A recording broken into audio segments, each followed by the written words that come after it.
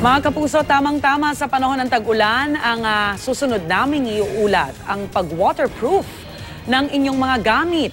Naku, posible na po yan sa pamamagitan ng nanotechnology. Narito ang report ni Valerie Tan. Tissue na hindi nag-a-absorb ng tubig. Jacket na hindi na rin tinatabla ng tubig. At unan na hindi nababasa. Hindi magic yan, mga kapuso.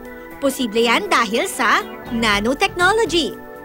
The nanotechnology, it all originates from the Netherlands. When you say nano, I mean it's very small. I mean we're talking about molecular level, and the liquid product that we are selling. I mean it's a liquid, and then you can protect the surface.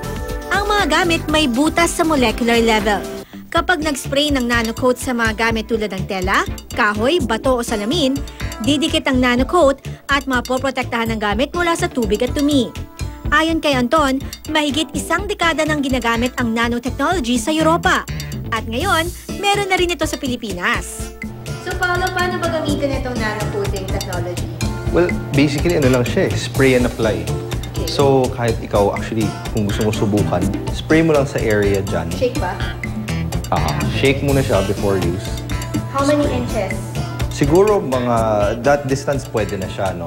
Yan.